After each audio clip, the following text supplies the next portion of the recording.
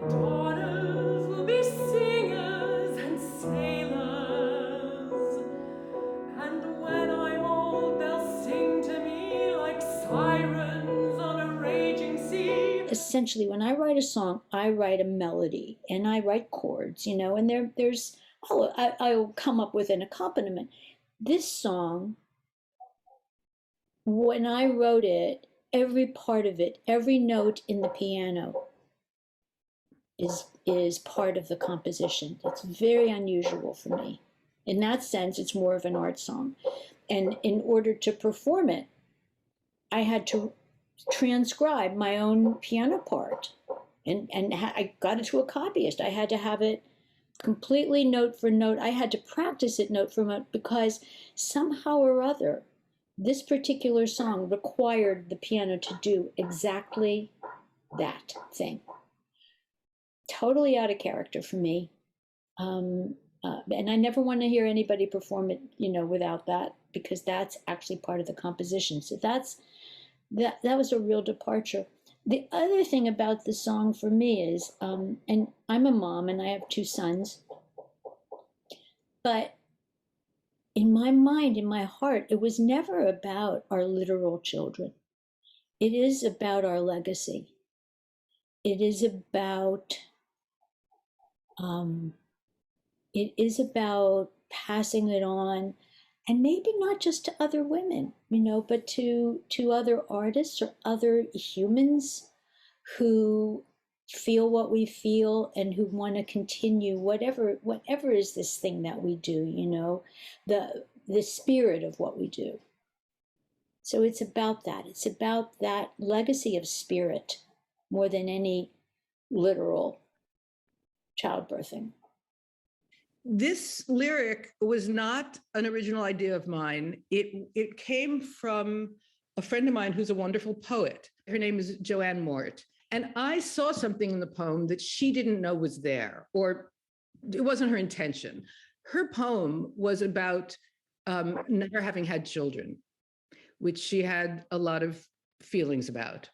And I knew that, but I wasn't that. First of all, I have a daughter, so I couldn't totally relate to it. Second of all, I as a poem, and what she had to say was spectacular and not at all whiny or sentimental. But my concern was that as a song, it was, it didn't interest me to complain about how I'd never had children.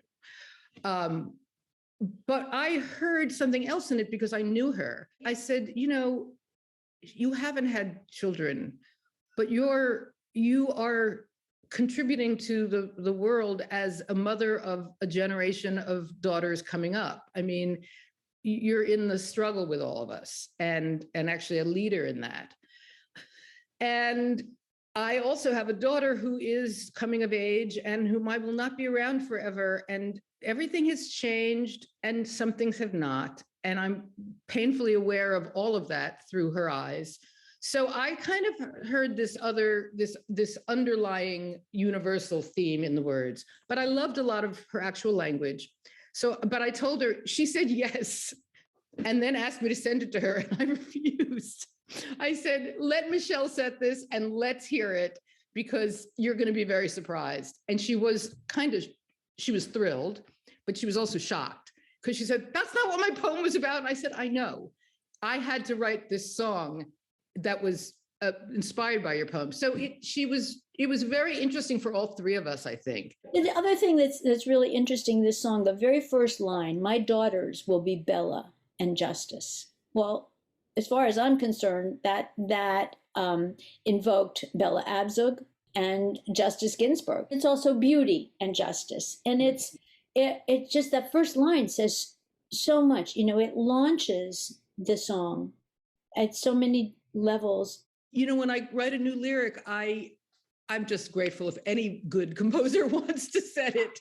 But there are certain ones where I go, oh, I have to call Michele and see if this interests her. Because the fact of it being 2 women is a very different combination for me than when I give a lyric to a male composer. And a lot of them are, they're good men, they're good feminists, they get it. But it's not, there's a certain unspoken understanding that we are vibing on the same plane with certain lyrics. And so it's such a joy to have a collaboration with a woman. There's no other composer that I give something to and comes back with a melody and says, I don't know, what do you think? And I always, so far, have always gone, yes, perfect. Don't change a note. It's incredible. Because she gets it. We've been trying to put out certain fires in the world, since the beginning of humankind. And I grew up it was the 60s and 70s, and there was a certain idealism to, abortion rights and social change. The progress was here. And then recently everything felt so like we took steps backwards. And I'm tired, I'm 65 years old and I've been fighting, and I felt like I really wanted to pass the baton artistically, but also, and spiritually, also politically or socially, of like, you keep going. And yes, they'll sing, but also shout. They won't give up, they won't give out. They'll fight the fires of hell that I could never tame, and then ignite the righteous light of truth's eternal flame. I was thinking about the fact that when I'm in music, when I'm making music, creating it or performing it, I have no sense of gender. I don't experience whatever I'm doing as I'm a woman making. I am a being making music. But we're impacted by gender. We're impacted by gender roles. We're impacted so subtly too. I was remembering years ago, I was friendly with a magnificent songwriter named Warren Zevon. And I was at a party at Warren's house and walking, through the hallway, and there's a big photo of Warren conducting an orchestra.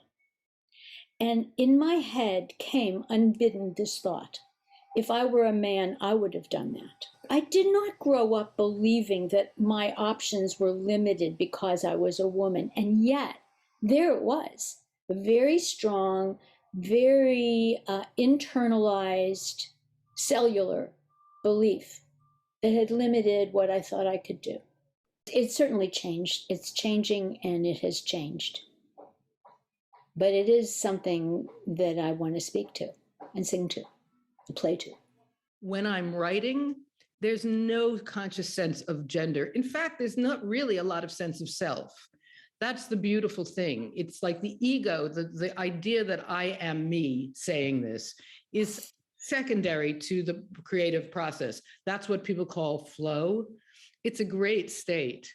And you can't always get there, but when you do feel ageless, genderless, timeless. And so to me, that's sort of what the human creative brain/mind is. And when it's time to find that